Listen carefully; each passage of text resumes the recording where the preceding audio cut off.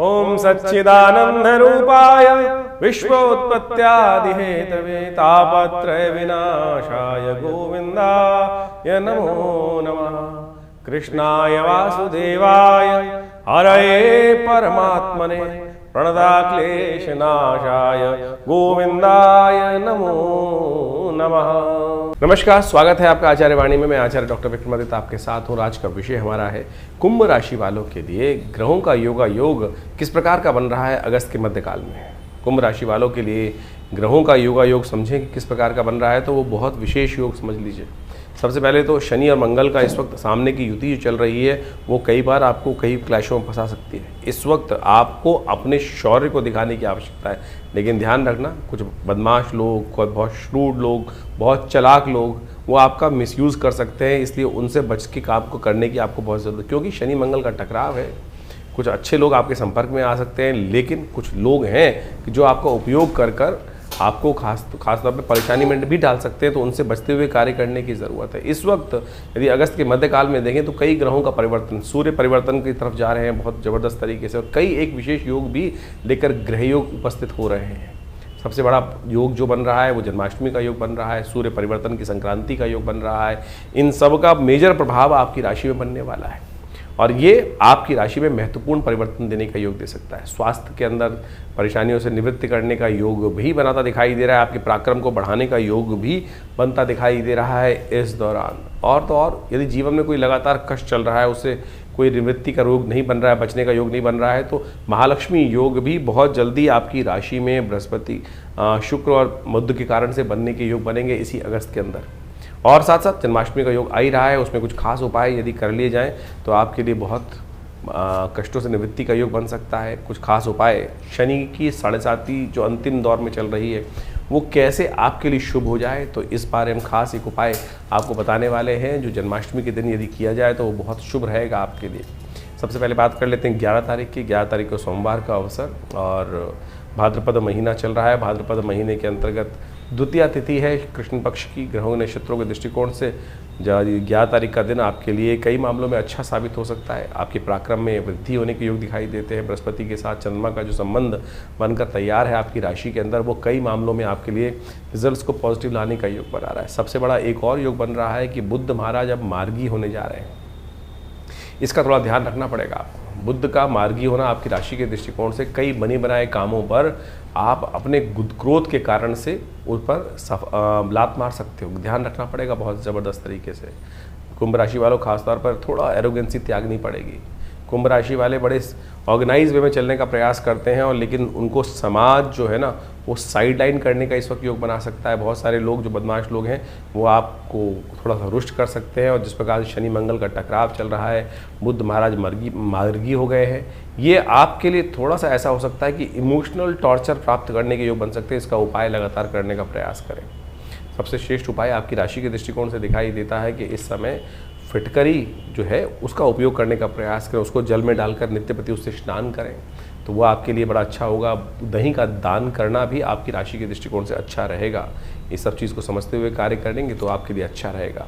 12 तारीख की हम बात करें, मंगलवार का दिन अंगारक चतुर्थी का योग बन गया, क्योंकि इस दिन मंगलवार के दिन चतुर्थी साथ में युक्त हो रही है और ये विघ्नों को दूर करने वाला योग माना जाता है। मंगल के नेगेटिव प्रभाव को, मंगल इस वक्त आपकी राशि में शनि के साथ जिस प्रकार से द्वंद्वात्मक स्थिति में चल रहा है और काफ़ी लंबे समय तक चलना है, अभी आपस में समसप्तक योग बना रहे हैं, फिर आगे जाके षडाष्टक योग भी बना लेंगे। तो ऐसे में मंगल को शांत करने के लिए देव कृपा से इस बार अंगारक चतुर्थी का योग बना है, तो कोशिश करें हनुमान चालीसा का पाठ करें, सुंदरकांड का पाठ करें। विवेकानंद योगाश्रम में इस अंगारक चतुर्थी पे हमने सुंदरकांड का पाठ रखा है, हनुमान जी का यज्ञ रखा है, मंगल ग्रह के दोषों को निवारण करने के लिए कार्य किया है, तो आप अवश्य उसमें सम्मिलित हो सकते हैं। ग्रहों का परिवर्तन आपकी राशि के दृष्टिकोण से देखा जाए तो कई मामलों में पॉजिटिव योग भी बना रहा है। कई मामले अटके हों तो ऐसे में कोशिश ये करें, बड़े बुजुर्गों का आशीर्वाद देकर काम करने का प्रयास करें। इन 2-3 दिनों में कई अपॉर्चुनिटीज़ आपके हाथ में आती दिखाई देंगी, और जितने आप विनम्र रहेंगे उतना बढ़िया। जितना आपका विशेष तौर पर माता पिता जी का आशीर्वाद, गुरु जी का आशीर्वाद आपके साथ रहेगा उतना बढ़िया। तो काम करने, घर से निकलने से पहले हो सके तो इन आशीर्वादों को लेकर निकले। आशीर्वाद का सहारा आप पे रहेगा तो समस्त कष्ट निवारण का योग बनेगा। 13 तारीख बुधवार का अवसर। दिल्ली के पंचांग के अनुसार चतुर्थी उदया तिथि है, पंचमी क्षय हो रही है। क्षय तिथि में नए कार्य नहीं करने चाहिए। ऐसे में ग्रह नक्षत्रों के दृष्टिकोण से आपकी राशि में जो योग बन रहे हैं वो आपको समझना चाहिए। इन दिनों थोड़ा सा शारीरिक तौर पे थोड़ी वीकनेस आपको परेशान कर सकती है और वो कहीं ना कहीं थोड़ा सा आगे परिवर्तन की तरफ जाएगी, लेकिन अभी मॉनेटरी पॉइंट ऑफ व्यू से चीज़ें पॉजिटिव रहने की तरफ जाती दिखाई दे रही हैं, तो उसका लाभ आपको लेने का प्रयास करना चाहिए। बुधवार है, गणेश जी विघ्नों को दूर करने वाले भगवान गणेश का स्तवन करें, उन्हें पीले पुष्प अर्पित करें, दुर्वार उपस्थित करें, आपके लिए अच्छा रहेगा। 14 तारीख बृहस्पतिवार का दिन है, षष्ठी तिथि है और ग्रह नक्षत्रों के दृष्टिकोण से समय जो है वो परिवर्तन की तरफ आगे बढ़ता दिखाई दे रहा है। पराक्रम से विशेष तौर पर अच्छे आगे बढ़ने के योग बनते दिखाई देंगे। ये पराक्रम पॉजिटिव वे में आपको अवश्य करने का प्रयास करना चाहिए, लेकिन ध्यान रखें बुध का और सूर्य का जिस प्रकार से योग बना हुआ है आपकी राशि में, वो रिपु भाव को कहीं ना कहीं आपको बढ़ावा मिल सकता है। आपके पराक्रम तो आपको करने में कमी नहीं करेंगे, लेकिन जो उस पराक्रम का लाभ है वो कहीं ना कहीं आप लास्ट मोमेंट पर लात मार के आ सकते हैं। इसलिए थोड़ा ध्यान रखें, इमोशनल तौर पे अपने आप को स्ट्रॉन्ग रखने का आपको प्रयास करना चाहिए। थोड़ा बृहस्पति को ताकत दें, हो सके तो पीली चीज़ों का दान करें, हो सके तो केसर का तिलक करने का प्रयास करें। एक बात और ध्यान रखिएगा, इस दिन विशेष तौर पर ग्रहों के दृष्टिकोण से केले का पूजन करना, भगवान विष्णु का स्तवन करना आपके लिए कल्याणकारी रहेगा। 15 तारीख शुक्रवार का अवसर, सप्तमी तिथि, भारत के लिए बहुत विशेष दिवस, स्वतंत्रता दिवस हमारा। जो हमारे शूरवीर, जो हमारे स्वतंत्रता सेनानी इस देश को आज़ाद कराने के लिए फांसी का जो फंदा तक चूम गए, क्या हम उनके प्रति संपूर्ण रूप से समर्पण भाव से देश के लिए सही कार्य कर रहे हैं, इसको विचार करने का बहुत ज़रूरी दिवस है। तो इसलिए हमें अवश्य उन स्वतंत्रता सेनानियों को नमन कर उनके प्रति अपनी जो विशेष तौर पर श्रद्धांजलि अर्पित करने का प्रयास करना चाहिए कि जिस स्वतंत्र वायु में हम हवा ले रहे हैं आज किन की बदौलत है। जो भारत संस्कृति में, भारत देश में, भारतीय संस्कृति में जननी जन्मभूमिश्च स्वर्गादपि गरी ऐसी शास्त्र की बात की जाती है। भगवान ने भी ये स्वयं उदाहरण उपस्थित किया कि सर्वोपरि परमात्मा से भी कोई बड़ा कोई चीज़ हो सकती है तो वो जननी जन्मभूमि ही है। तो इस बात का हमें ध्यान रखना चाहिए। ग्रह नक्षत्रों के दृष्टिकोण से आपके लिए ग्रहों का योग जो है वो ओवरऑल करीब 60% तो ठीक चलता ही दिखाई दे रहा है, 60-70% ठीक चल रहा है। बड़े लोगों से संपर्क साधने का दिन है, संपर्क को बढ़ाने का दिन है, अपने प्रतिभा को दिखाने का दिन दिखाई देता है। तो इसलिए थोड़ा सा अपनी एरोगेंसी को त्याग कर विनम्र होकर आगे बढ़ने के लिए उस संयोग का लाभ उठाने का प्रयास कीजिएगा तो अच्छा रहेगा। नहीं तो इन दिनों ग्रह योग बन रहे हैं कि बड़े कई बार अच्छे योग बन सकते हैं, अच्छे संपर्क सध सकते हैं, तो इस समय का यूटिलाइज आपको करने का प्रयास करना चाहिए। भद्रा है जो सुबह से रहेगी, करीब 6:30 बजे से लेकर करीब 5:30 बजे तक रहेगी, तो नए कार्यों को करने से बचना चाहिए इस समय में। 16 तारीख शनिवार का दिवस तो बहुत ही विशेष लेकर आया है अपने साथ, जन्माष्टमी का सुंदर पर्व लेकर आया है। शनिवार की जन्माष्टमी पड़ रही है, आपके ग्रहों को ठीक करने का दिवस है। ये एक ऐसी सिद्ध रात्रि है, ऐसा सिद्ध योग है कि जैसे बहुत सारे ग्रह यदि परेशान करने के जीवन में योग बना रहे हो तो उन सबको ठीक कर सकते हैं। इस दिन एक खास उपाय आपकी राशि के दृष्टिकोण से यदि बनता है, जो यदि उपाय कर लिया जाए तो बहुत संपूर्ण रूप से, क्योंकि आपकी 7.5 का अंतिम भाव चल रहा है। सबसे पहले तो जन्माष्टमी इस बार बड़े शुभ योग लेके आई है। कई बार द्वंद्वात्मक स्थिति होती है, कब मनाएं। 16 अगस्त को इस बार जन्माष्टमी का सुंदर योग बन रहा है और जन्माष्टमी का योग ग्रहों के दृष्टिकोण से इस बार सबके लिए, स्मार्ट वैष्णव सब लोग शनिवार, कोई मतभेद नहीं रहेगा। आमतौर पे बहुत सारे मतानुसार कई बार मतभेद उत्पन्न हो जाते हैं कि हम हमारे आचार्यों के अनुसार से इस योग में माना जाए, इस योग में माना जाए, लेकिन इस बार यदि पंचांग को देखा जाए तो बहुत सारे द्वंद्वों को करने की ज़रूरत ही नहीं है। अष्टमी उदया तिथि के रूप में विराजमान है 16 तारीख को, और उसके साथ साथ सुबह रात्रि के समय जिस वक्त भगवान का जन्म माना जाता है उस समय वृषभ लग्न भी उपस्थित हो ही जाएगी, और साथ साथ चंद्रमा भी विशेष तौर पर यदि देखा जाए तो वृषभ राशि में ही उस दिन उच्च के विराजमान होकर रहेंगे। और इसके साथ साथ एक बात, और ग्रहों का योग और भी बड़ा सुंदर ये बन रहा है कि रोहिणी नक्षत्र वो भी रात्रि के अंतिम पहर में जाकर भोर काल से पहले उपस्थित होने के योग बना लेगा, दिल्ली के पंचांग के अनुसार से देखें तो बहुत सारे ग्रहों का योग इसी प्रकार से बन रहा है। तो क्या स्मार्ट, क्या वैष्णव, क्या संप्रदाय, समस्त लोगों के लिए ये सुंदर तिथि है। भगवान सुंदर का अभिषेक करें, भगवान का विशेष तौर पर पूजन करें। ओम नमो भगवते वासुदेवाय पुरुष सूक्त के द्वारा भगवान को सुंदर रूप से स्नान कराएं और उनका पूजन करें। षोडश विधि के अनुसार से षोडश जो हमारे पूजा पाठ के तरीके हैं उन सब के द्वारा सहस्रसी रेखा पुरुखा सहस्राक्ष सहस्रपात सभोमेकं सर्वातस्पित्वा त्रोतिष्ठ, इसी के द्वारा भगवान का अभिषेक दूध से, दही से, समस्त पंचामृत से भगवान का अभिषेक कराकर भगवान को वस्त्र अलंकृत करते हुए सुंदर रूप से भगवान का स्तवन करना। कहा जाता है कि आप कुछ और करें ना करें, कम से कम भगवान की जन्माष्टमी के अवसर पर भाद्रपद मास के कृष्ण पक्ष की अष्टमी के दिन अवश्य उपवास रखें। उपवास रख के भगवान का सुंदर रूप से संकीर्तन करें, पूजन करें, भगवान का अभिषेक करें, हरिनाम का संकीर्तन करें, और केवल इसी से आपके अनेक जन्मों के कष्ट जो हैं वो कट जाते हैं। उपवास रखिए। उपवास का मतलब केवल भूख हड़ताल नहीं होता है। आजकल बहुत सारी समस्याएं क्या हो गई, उपवास लोग करने की जहाँ बात की जाती है तो खाना पीना छोड़कर बैठ जाते हैं।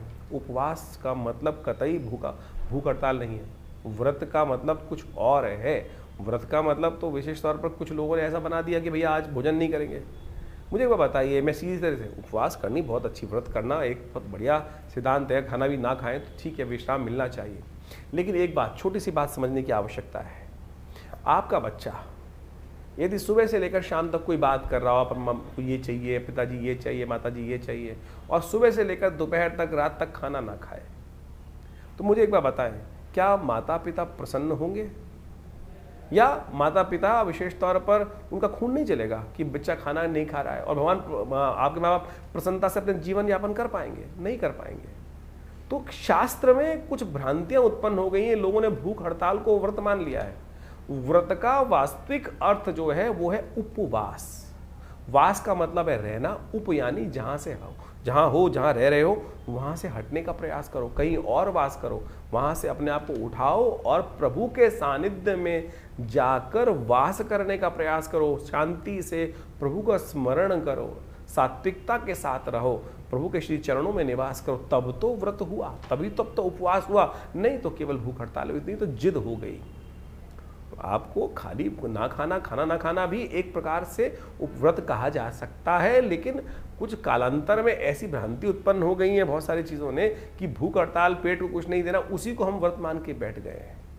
लेकिन और उस दिन एक समझे कि जिस दिन खाना नहीं खाया, कुछ नहीं किया, उस दिन क्या होगा, और बाहर की चीज़ सब खा लेंगे। कुट्टू के आटे से लेकर पता नहीं क्या क्या, पकौड़ी, चाट पकौड़ी इत्यादि समस्त खाने की व्यवस्था बना लेंगे। तो फिर वो क्या हुआ, फिर तो वो कुछ और ही हो गया ना।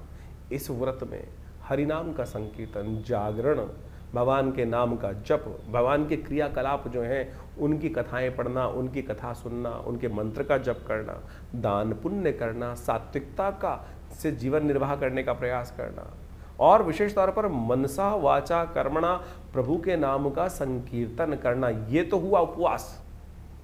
तो अब आप देख लीजिए आप क्या कर रहे हैं। तो परमात्मा की कृपा प्राप्त करने के लिए फिर कहते हैं लोग संकट नहीं हरे, कष्ट नहीं हरे। तो ऐसे में कष्ट कहाँ हरेंगे? तो इसलिए इस बात को समझें कि इस जन्माष्टमी पर हम भगवान का षोडशोपचार पूजन करें। हमने विवेकानंद योगाश्रम में इस दिन विशेष भगवान का पूजन रखा है। शाम के समय जो करीब करीब यज्ञ के साथ आरंभ होगा और भगवान के पूजन के साथ सुंदर व्यवस्था बनेगी। भगवान को विशेष तौर पर षोडशोपचार पूजन कर उनका विभिन्न प्रकार से, विभिन्न औषधियों से उनका अभिषेक रहेगा, भगवान का पूजन रहेगा, भगवान के नाम का संकीर्तन रहेगा, कीर्तन, पूजा पाठ सबकी व्यवस्था है। आप अवश्य भगवान के नाम के संकीर्तन में उस दिन पधारें। आश्रम पे, विवेकानंद योग आश्रम में प्रभु की कृपा से सुंदर कल्याण का अवसर बनेगा। भगवान के नाम का संकीर्तन कर हमारे इस आश्रम पे, जिसमें पिछले करीब आप मान के चलें 50-60 सालों से नित्यपति 8 घंटे यज्ञ होता है। माँ भगवती का सुंदर श्री विग्रह, इस दिन भगवती दुर्गा का भी प्राकट्य उत्सव है। अब महामाया जी का भी प्राकट्य उत्सव माना जाता है, जो भगवान कृष्ण के साथ ही उत्पन्न हुई थी। भगवती दुर्गा की उपासना इस दिन विशेष तौर पर की जानी चाहिए, और भगवती दुर्गा के साथ साथ भगवान कृष्ण की सुंदर उपासना कर इस संसार में शांति स्थापित करने के लिए, कष्टों को निवारण करने के लिए, बिना भगवती की, बिना शक्ति की उपासना किए बिना भगवान की कृपा नहीं होती। तो इसलिए सुंदर रूप से आप अपने कार्यक्रमों में, यज्ञ में सम्मिलित हों। भगवान के नाम के संकीर्तन में हम विशेष रूप से कार्यक्रम रख रहे हैं, तो आप अवश्य अपना स्थान आरक्षित कर इस कार्यक्रम में सम्मिलित हो सकते हैं। तो कुंभ राशि वालों, जन्माष्टमी का सुंदर योग है। जन्माष्टमी के दिन विशेष तौर पर आप भगवान कृष्ण की सुंदर उपासना करने का प्रयास करें, सुंदर रूप से उनका पूजन करने का प्रयास करें। इस दिन भगवान का अभिषेक सबसे श्रेष्ठ है। उपवास रखें, व्रत रखें। कहा जाता है कि ये व्रत ही केवल ऐसी चीज़ है कि जन्माष्टमी के दिन जो व्रत किया जाए वो संपूर्ण कष्टों को दूर कर सकता है। समस्त देवताओं को का आशीर्वाद आपके जीवन में प्राप्त हो सकता है, क्योंकि शनि की 7.5 चल रही है आपके ऊपर। तो ऐसे में ध्यान रखें, शनि का संबंध कृष्ण के साथ बहुत बढ़िया है। भगवान कृष्ण ने जब शनि संपूर्ण जगह से त्याग दिए गए, बड़े रुदन करते हुए एक बार भगवान कृष्ण के समक्ष पहुँचे कि मुझे सबने त्याग दिया है, कोई स्थान नहीं दे रहा है, कोई मुझे अपने यहाँ बिठाना नहीं चाहता है। तब भगवान ने अपने ब्रज 84 कोष में उनको कोकिला वन में स्थान दिया और कहा, ऐसी संपूर्ण कथा शास्त्र में विद्यमान है कि जो वहाँ जाकर भगवान महाराज शनिदेव का स्नान तेल अभिषेक करता है, स्नान कराता है, उनके समस्त कष्ट निवृत्ति का योग बन जाता है। जन्माष्टमी शनिवार को पड़ रही है, 7.5 का अंतिम दौर चल रहा है। इस दिन कोशिश करें तेल का दान करने का प्रयास करें, और हो सके तो एक बात वो विशेष उपाय करने का प्रयास करें।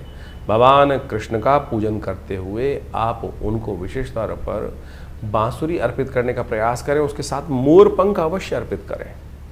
और जो आप उनको भगवान कृष्ण की जब जन्माष्टमी होती है तो कई प्रकार के विशेष मिठाई बनाई जाती है, गोंद के लड्डू बनाए जाते हैं इस दिन।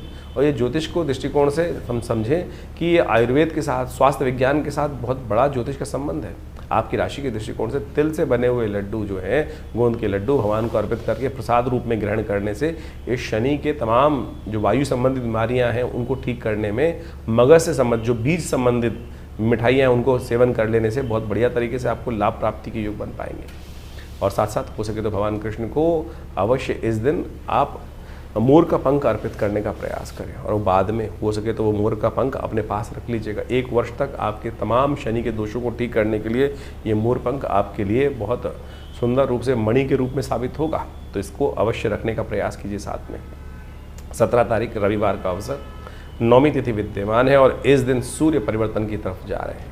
साथ साथ गौगा नवमी भी है इस दिन। ग्रह नक्षत्रों का प्रभाव यदि आप समझें तो आपके लिए बहुत महत्वपूर्ण योग बनता दिखाई दे रहा है। आपकी राशि के दृष्टिकोण से सूर्य बहुत कमज़ोर स्थिति में जो चल रहे थे, अब महत्वपूर्ण परिवर्तन कर आपके सप्तम भाव में पदार्पण करेंगे, और ये पूरे 1 महीने तक आपके शौर्य को भी बढ़ाएंगे, आपके वर्चस्व को भी बढ़ाएंगे, पराक्रम को भी बढ़ाएंगे, लेकिन साथ साथ आपके जीवन में क्रोध भी बढ़ा सकते हैं, पारिवारिक जीवन में कुछ मतभेद भी उत्पन्न कर सकते हैं। इसलिए शनि के सूर्य के नेगेटिव प्रभावों को आपको कंट्रोल करने की ज़रूरत है। रविवार के दिन संक्रांति का योग बना है, हृदय नाम का योग बना। इस दिन गायत्री का स्तवन करें, आपकी राशि के दृष्टिकोण से सबसे श्रेष्ठ रहेगा। गायत्री का यज्ञ, गायत्री का स्तवन, सूर्य के निमित्त इस दिन विशेष तौर पर भगवान का स्तवन करें, भगवान को अर्घ्य दें। आपकी राशि के दृष्टिकोण से सबसे श्रेष्ठ दिखाई देता है कि तांबे के लोटे में आप भगवान को पीले पुष्पों के साथ अर्घ्य दीजिए, नित्यप्रति अर्घ्य दीजिए। ओम गणेश सूर्य आदित्याय नमः इस मंत्र का जप करते हुए भगवान को अर्घ्य देने से आपके लिए बहुत अच्छा योग बनेगा। तांबे के बर्तन इस समय में दान करने से आपकी राशि के बहुत सारे कष्ट जो हैं, पारिवारिक जीवन में चल रहा है कष्ट, आपस में मतभेद चल रहे हैं, तो वो भी किसी मंदिर इत्यादि में पंचपात्र इत्यादि का दान, तांबे के बने हुए पंचपात्र का दान करने से वो आपके लिए बहुत शुभ योग बनाएंगे, कल्याणकारी योग बनाएंगे। आपके लिए अच्छा रहेगा ये योग। इस दिन अवश्य इस दिन कार्य करने का प्रयास कीजिए, आपके लिए अच्छा योग बनेगा।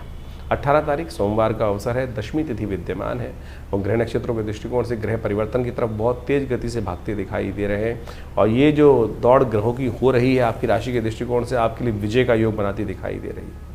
ये विजय का योग ऐसा बन रहा है कि आप अपनी चाल में मस्त होकर आगे चलने का प्रयास कीजिए। जो बोलते हैं संसार में बोलने दीजिए उनको। हाथी चलत बाजार में तो कहा गया ना, तो बिल्कुल आप अपने चाल में मस्त होकर चलने का प्रयास कीजिए। वो आपके लिए आने वाले 2-3 दिन बहुत बढ़िया योग बनते दिखाई दे रहे हैं, लाभ के योग बनते दिखाई दे रहे हैं। इस दिन भद्रा है, नए कार्यों को नहीं करना चाहिए। सुबह 6:30 बजे से लेकर करीब शाम के 5:30 बजे तक भद्रा का योग बन रहा है, तो इस नए कार्यों को आरंभ करने से बचना चाहिए। 19 तारीख मंगलवार का अवसर, एकादशी तिथि विद्यमान है, अजा एकादशी का योग बन रहा है और ये अजा एकादशी बहुत ही महत्वपूर्ण मानी जाती है। ग्रह नक्षत्रों के दृष्टिकोण से इस दिन विशेष तौर पर ग्रहों का योग जो बन रहा है आपके लिए, आप समझें, वो कहता है कि आप जो भी कार्य करेंगे उसमें कहीं ना कहीं विजय के योग आपके लिए बनते दिखाई दे रहे हैं। बुद्धि सही समय पर सही दिशा आपको दिखाती दे रही है, तो उस बुद्धि के इशारों को समझते हुए कार्य करना चाहिए। अजा एकादशी का मतलब होता है भगवान विष्णु की सुंदर उपासना, और कहा जाता है कि कृष्ण जो भाद्रपद के कृष्ण पक्ष की एकादशी होती है वो पुनर्जन्म तक में किए हुए दुष्कर्मों से निवृत्ति देने का योग बना लेते। तो इस दिन विष्णु सहस्त्रनाम का पाठ करना चाहिए, व्रत रखना चाहिए, भगवान का पूजन विशेष तौर पर करने का प्रयास करना चाहिए। बहुत सुंदर कष्टों को निवृत्ति का योग बन जाता है। 20 तारीख बुधवार, द्वादशी तिथि है और इस दिन ग्रहों का योग आपकी राशि के दृष्टिकोण से आपके ग्रहों की चाल से 80% आपके लिए पॉजिटिव करता दिखाई दे रहा है। बस ध्यान रखना है, इस वक्त जो राहु और केतु की स्थिति आपकी राशि में चल रही है वो भ्रमात्मक स्थिति उत्पन्न कर रही है। बस उससे बचते हुए कार्य करने का आप प्रयास करेंगे तो बहुत सुंदर आपके लिए योग बनेगा, अच्छा योग बनेगा आपके लिए, और ये आपको कहीं ना कहीं पॉजिटिव करने के रास्ते बनाता दिखाई देगा। लेकिन इस दिन बुध प्रदोष भी है। इन दिनों बुध महाराज आपकी राशि में दृष्टिकोण से जहाँ जा रहे हैं वो कहीं ना कहीं कई मामलों में थोड़ा सा आपके लिए भारी पड़ते दिखाई दे रहे हैं। तो बुध प्रदोष पड़ रहा है देवयोग से, तो कोशिश करें इस शुभ योग में आप भगवान का एक काम करने का प्रयास करें। भगवान शंकर के पारद शिवलिंग पर कहीं ना कहीं हो सके तो उनका अभिषेक करने का प्रयास करें। पारद शिवलिंग पर भगवान को विशेष तौर पर बिल्वपत्र अर्पित करें, रुद्राष्टाध्यायी के द्वारा उनका रुद्राभिषेक करें या करवाएं तो आपके लिए पॉजिटिव रिजल्ट देगा, बुध के नेगेटिव प्रभाव को ठीक करेगा। तो ग्रहों का योगा योग आपने समझा। इस वक्त भाद्रपद का महीना चल रहा है और भाद्रपद के महीने में जो ग्रहों का योगा योग परिवर्तन का योग बनाएगा वो तो आपके समक्ष है ही है, लेकिन एक विशेष योग बन रहा है कि इस भाद्रपद में 5 रविवार का योग बन रहा है। और इस बार राजा भी सूर्य ही हैं, पूरे जो विश्व के राजा है, संवत के राजा हैं, और उसके दृष्टिकोण से यदि ग्रहगण प्रभाव देखा जाए तो इस बार पूरे विश्व में अच्छी खासी वृष्टि के योग बन रहे हैं। और वो इतनी ज़्यादा हो गई है, कई जगह लोग परेशान भी हो गए, त्रस्त भी हो गए हैं। और इस बार 5 रविवार का योग भाद्रपद में जो दिखा रहा है वो वास्तविक तौर पर एक बात को भी इंगित करता है कि जो इस वक्त भयावह पूरे विश्व में पानी की त्रासदी चल रही है, अतिवृष्टि होने के योग बन गए हैं, उससे कहीं ना कहीं अब कुछ ना कुछ रास्ता, बचाव का रास्ता बनता भी दिखाई देगा।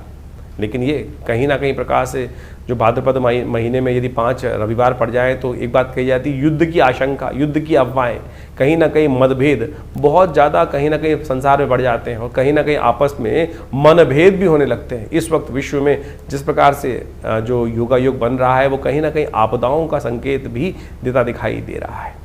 और ऐसे में जो अन्न इत्यादि के संबंध में जो कार्य करते हैं उनको भी थोड़ा सावधान रहना चाहिए। तेजी का माहौल बनता दिखाई दे रहा है। विभिन्न अन्न के क्षेत्र जितने भी हैं, खाद्य पदार्थ जितने हैं, गेहूँ इत्यादि, चावल इत्यादि और बहुत सारी और भी जितनी चीज़ें हैं, उन सब में कहीं ना कहीं जो अतिवृष्टि के कारण से जो योग बनते दिखाई दे रहे हैं वो कहीं ना कहीं महंगाई को बढ़ाने की तरफ योग बनाते दिखाई दे रहे हैं। ऐसे में आपकी राशि के दृष्टिकोण से जो योग बन रहे हैं वो आपने अच्छे समझें। ग्रहों के प्रभाव को जितने जल्दी हम समझ लें और उसके अनुसार से अपने जीवन में सही रास्ता पकड़ लें, ये ज्योतिष का चमत्कारिक प्रभाव है। देखिए, जो सूर्य है वो हर एक स्थिति में एक सही निकलता है, लेकिन हर व्यक्ति पर उसका प्रभाव अलग अलग होता है। ग्रहों का ये परिवर्तन जो योग बनाते हैं, इन सब का प्रभाव सूक्ष्म दृष्टिकोण से हर व्यक्ति को समझ में आना चाहिए। ज्योतिष के दृष्टिकोण से बड़ा सूक्ष्म अन्वेषण है। आपकी जन्मपत्री, आपका जो भाग्य है वो हर व्यक्ति का अलग है। कहीं ना कहीं उस भाग्य पर किस प्रकार का योग बनेगा, ग्रहों का परिवर्तन क्या प्रभाव डालेगा, हर व्यक्ति पर अलग प्रभाव डालता है। एक ही क्षेत्र में रहने वाले, एक ही घर में रहने वाले, यदि हम देखें कि क्या परिवर्तन एक जैसा ही होगा सबके लिए, नहीं, बिल्कुल नहीं होगा। किसी के लिए अच्छा, किसी के खराब। एक ही घर में रहने वाले जो 8, 5, 6 जातक हैं, उन सब पर भी ग्रहों का प्रभाव अलग अलग होता है। तो ऐसे में उस परिवर्तन का प्रभाव आपके ऊपर क्या हो रहा है, राशि के दृष्टिकोण से तो आप समझ ही रहे हैं, लेकिन आपकी जन्मपत्री, आपका जन्म समय, आपका भाग्य बिल्कुल बहुत सारी चीज़ों को बताने में रास्ता बता सकता है। तो ज्योतिष विज्ञान बड़ी सूक्ष्म दृष्टिकोण से देखने की चीज़ें हैं और हम बहुत सारी चीज़ों को समझने का प्रयास करते हैं। बड़ा शोध संस्थान चलाते हैं पिछले करीब 50 सालों में। ज्योतिष के संबंध में, अध्यात्म के संबंध में, भारतीय योग विज्ञान के संबंध में हमारे आश्रम में बहुत सारी रिसर्च, बहुत सारा अनुसंधान शोध किया गया। 50 से ऊपर पुस्तकें प्रकाशित की गई हैं। सदगुरु आचार्य श्री केशव देव जी के महाराज के सानिध्य में रहकर हमने बहुत सारे विभिन्न भारत की पराविद्याओं के ऊपर कार्य किया, चाहे वो मंत्र विज्ञान है, चाहे वो यज्ञ विज्ञान है, चाहे वो कर्मकांड है, योग है, योग की सहस्त्रों शाखाएं हैं, और उन सब के ऊपर मुद्रा विज्ञान इत्यादि बहुत सारे अलग अलग विषयों के ऊपर बहुत सारा शोध अनुसंधान करके चीज़ों को समझने का हमने प्रयास किया।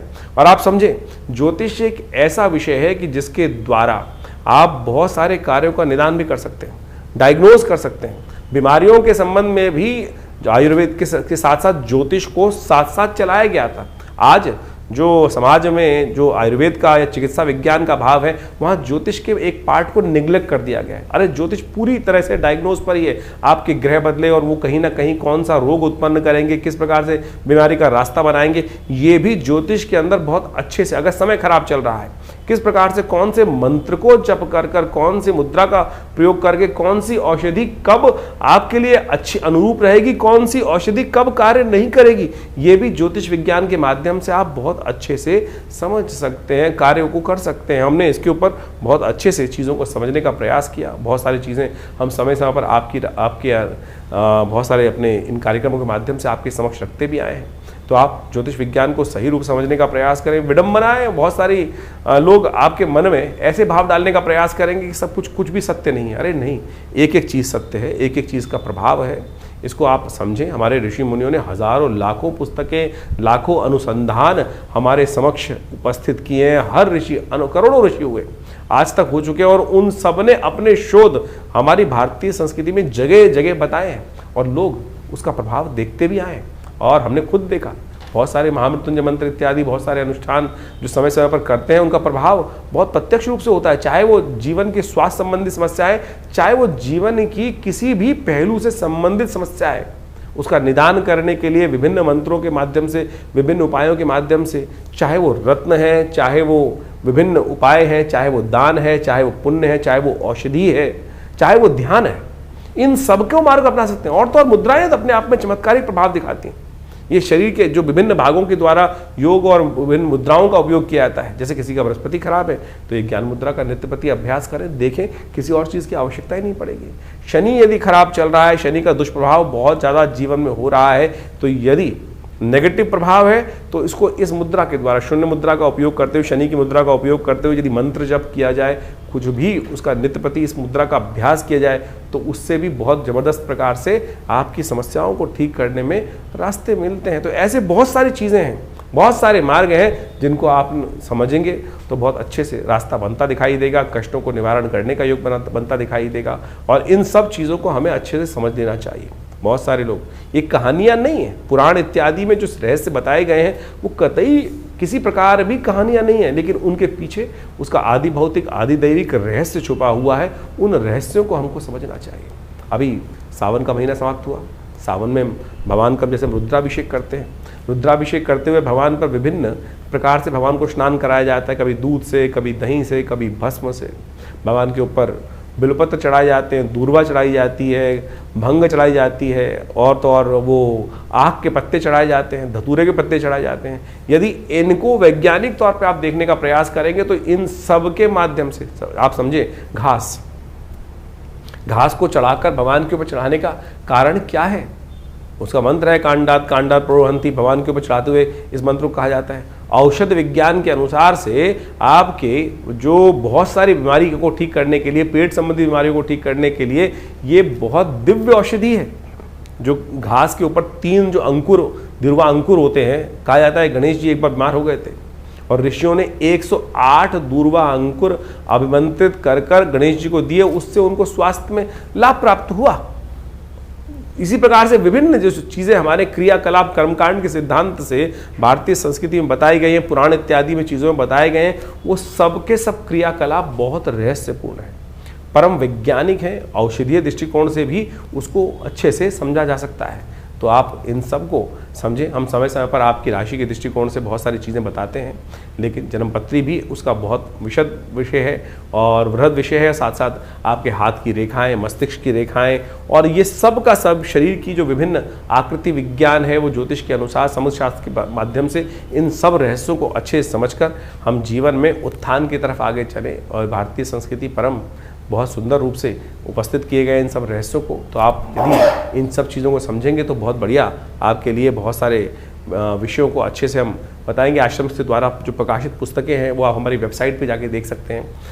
mudrasforhealing.com वेबसाइट है हमारी, acharyavikramadiत्य.com वेबसाइट है हमारी, vivekanandnaturecure.com ये भी हमारे आश्रम की ही वेबसाइट है। और यहाँ पर हमारे आश्रम की समस्त गतिविधियों को समय समय पर हम बताते रहते हैं। बहुत सारे विभिन्न कार्यक्रम आश्रम पे समय समय पर चलते रहते हैं और इन सब विषयों को आप अच्छे से समझकर और इन सब से आश्रम से जुड़े। और स्वागत है आप सबका हमारे यहाँ जो नित्य प्रति कार्यक्रम होते ही हैं। रविवार को विशेष कार्यक्रम में, यज्ञ में आप सब लोग सम्मिलित हो सकते हैं। सुबह 8 बजे से लेकर करीब करीब 10 साढ़े 10 बजे तक भंडारे के साथ बड़ा यज्ञ और स्वाध्याय इत्यादि का कार्यक्रम चलता है हर रविवार को। और आप सब अपने विषयों को लेकर आश्रम पे उपस्थित होंगे तो हम अवश्य जो भी भगवान की कृपा से रास्ता बनेगा अवश्य आपके साथ बनाएंगे। जीवन में कल्याण का मार्ग प्रशस्त हो, आप सबको आशीर्वाद, कल्याण हो, भगवान का कृपा आपके साथ हमेशा बनी रहे।